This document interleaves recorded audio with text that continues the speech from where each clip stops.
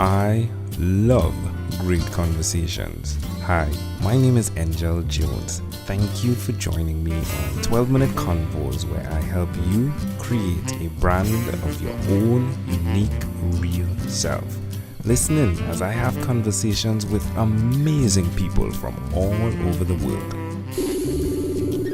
Good night, Sean Healy. How are you going on this wonderful, beautiful night? Hello, Angel. Thank you for having me on the show, and hello to all the fans of 12-Minute Convo. I'm delighted to get the chance to connect and speak here today.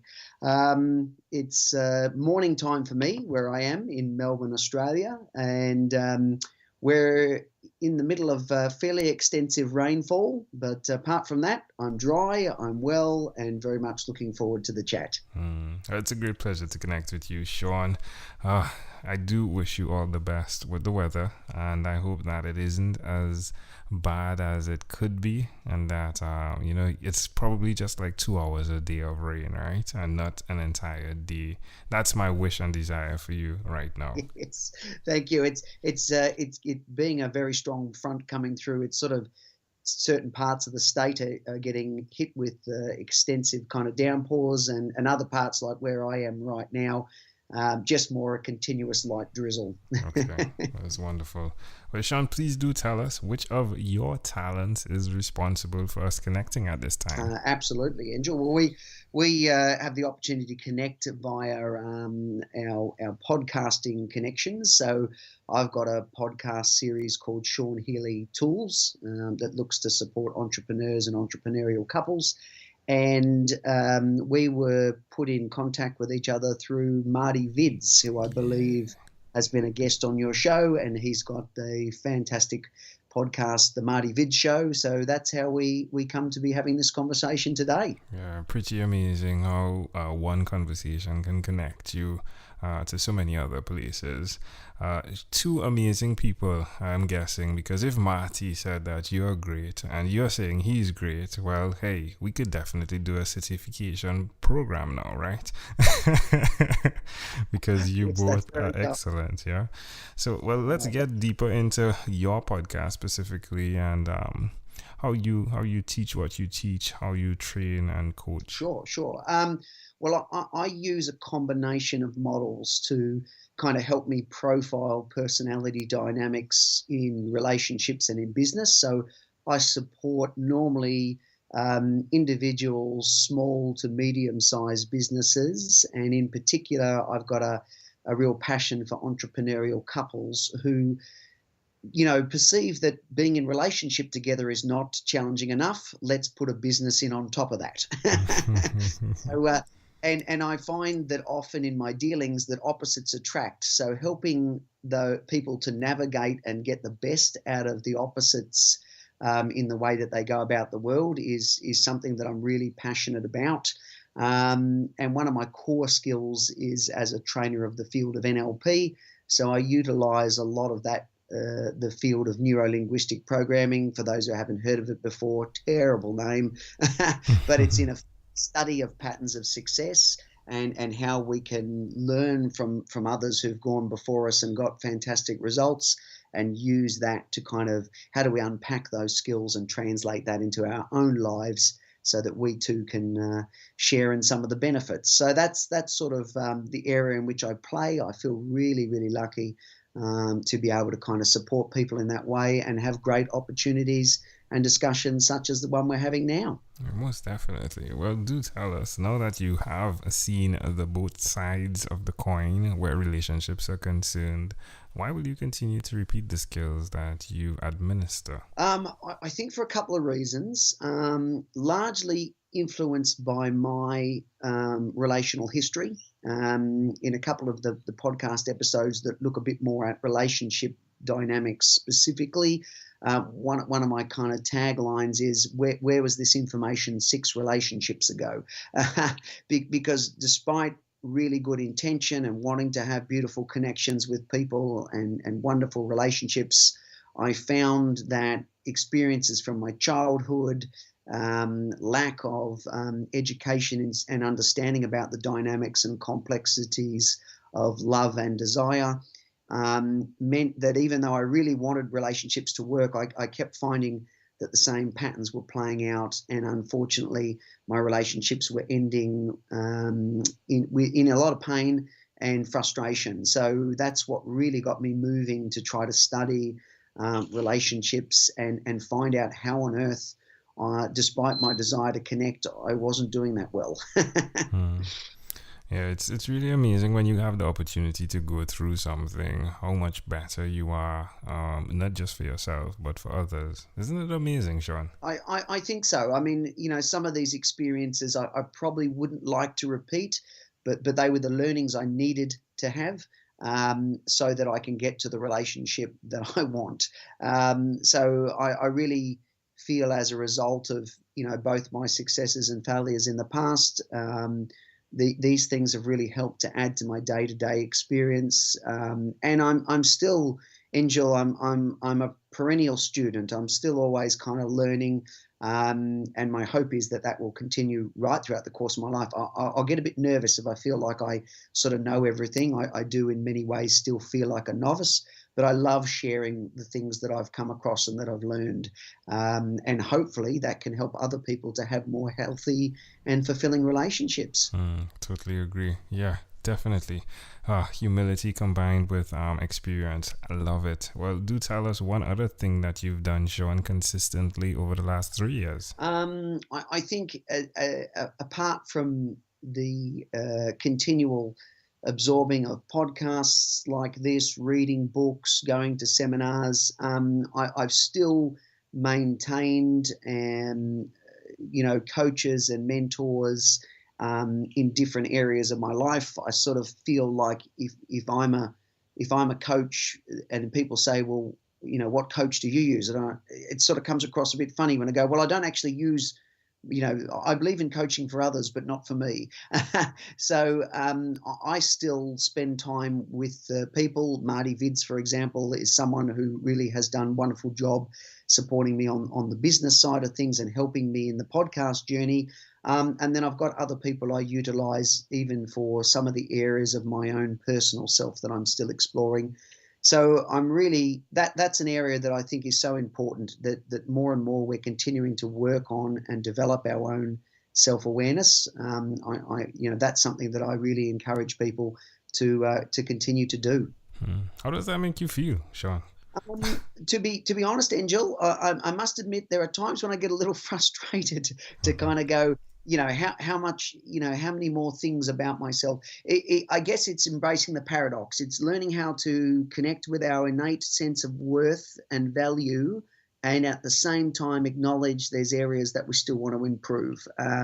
So I can hold lovingness for myself, but I can still see areas that I want to address and improve. And there are days when I'm not able to hold the balance of those, and I tip into self-doubt or shame, but I'm finding I can come back from those more readily and more quickly. And that's why I think for people, it's an important thing to look at. The more we're aware of when we become vulnerable, especially in unhealthy ways, and we're employing strategies that help us reset and get back on board, especially if those states are affecting our ability to perform in business and our ability to connect with other human beings, then I think this is why it's so important to be able to kind of embrace those things, although it's not always pleasant. But I think that the benefits far outweigh the sometimes short-term pain that you might have to address. Amazing audience, you're hearing it live here from Sean Healy. Again, he is the podcast host of Sean Healy Tools. You can connect with him via emergencetraining.com.au. That's emergencetraining.com.au. Sean, let's switch gears for a moment now and let me invite you into my time machine that is surrounded by beautiful, warm, blue Caribbean water. Sean, what is your earliest childhood memory? I think it's around the age of 4. There was my memory is of my first day at preschool, kindergarten, depending on where you're listening to this in the world. The stage before formal school, and standing in the playground. I don't know how this came to be, but somehow I was the last child out at the break. and all the children had began to gather.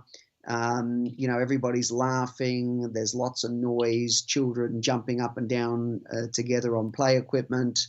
And I was sort of standing frozen on my own, watching all these children play and interact and hearing the laughter, and kind of just watching that, feeling like I didn't know where to fit. And that's that memory is kind of significant to me because it's something that I still have to call on once in a while, strangely enough, because I think there's only so long you can stand and observe before, if you want to connect, you have to engage. Love that. And and you can't always figure out the right way to engage by just standing there and observing. Sometimes the only way to figure that out is to kind of take a few steps. It did end well, in the sense that I finally, not off my own bat, but a kindly teacher came and just gently kind of directed me towards the slides and the swing area. And then once I started, I found it was quite easy to start to connect and speak to the children. So sometimes just that person who's aware of our situation and how to support us also becomes so valuable. And the funny thing is, often, it's one of those things, as you probably well know, Angel, where the thing we fear most, once we walk through that door, often we kind of look back and go, that was a lot easier than I thought. Well, I love how you connected the dots, Sean. You definitely do not need any of my assistance. Yeah, I love it. I'd like to know, if you fast forwarded to when you were 12 years old, what was your favorite song? Favorite song at that stage, I think, was it was taken from a movie. The movie was Rocky III, the Sylvester Stallone boxing series, and the song was "Eye of the Tiger" by Survivor, I think it was. I may have got the band wrong, but I certainly remember the song very well. But what I loved about the song, and I guess because I linked it to the movie experience of the kind of the underdog, at least this is how I interpret the movie, but the underdog coming through and winning against insurmountable sort of odds, and overcoming fear to get a result. That sort of really spoke to me, and the song, for those of you who haven't heard it, is it's very kind of uplifting and powerful. So I really loved that song when I was 12. Yeah, absolutely. Yeah. All right, Sean. Well, we've arrived at our destination, but before we get off of this time machine, there's a small declaration form. So it's yes or no, possibly a bit more. We're going to move pretty quickly here. Are you ready, Sean? Yes. Sean, have you chosen someone to pass on your skills to? Not yet. Are you married? No, I'm not. Do you have children? No, I don't. Do you believe in God? Yes, I do. Do you have an inner circle of friends? Yes, very valuable to me, absolutely. Do you watch TV for more than 3 hours a day? Probably not more than 3 hours, but I do watch quite a bit. It's one of the ways in which I shut my brain down, yes. What about screen time, the phone and the computer? Is it more than 8 or less than 8 hours a day? Depends, but I do spend quite a lot because YouTube, podcasting, there's so many great people to try to follow. I know the feeling. Sean, if you had to share with us your own unique real statement, a statement that represents Sean Healy, what would you say that is? I can't say it's unique. It's the one I'm embracing at the moment. It comes via, I believe, Maya Angelou, and I've kind of convoluted it a little bit. The great American kind of writer, but I belong to me. Is something that I'm working on and fostering, because I'm part of my self-work is to really honor, cherish, and value who I am as a human being, so that I can better support others. So I belong to me helps me both to be authentic in situations where I want to belong, and also helps me to work on my connection with others. So that's the one at the moment that I'm embracing. Sean, this has been a great pleasure. Before you leave, is there anything else you'd like to share with our amazing audience? I guess the only thing I'd like to say, Angel, is thank you, both to you and to the audience. I really appreciate when people, take time out of their day to listen to wonderful podcasts like this. So I really appreciate people taking their time today to listen to us. Thank you very much. You are very welcome. Sean Healy, again, this was a great pleasure. Thank you for being on what is inspired by 12-Minute Convos with Angel Jones. Thank you, Angel. Thank you for being on 12-Minute Convos with Angel Jones. Stay tuned for more from our advertisers. Diabetes is a mountain pandemic. It's a disease that's not acute but chronic. Similar to this rhyming method, I have simplified the definition, the signs and symptoms, and the complications of diabetes for both adults and children in my books, Poems for Patients, A Focus on Diabetes, and The ABCs of Diabetes for Children.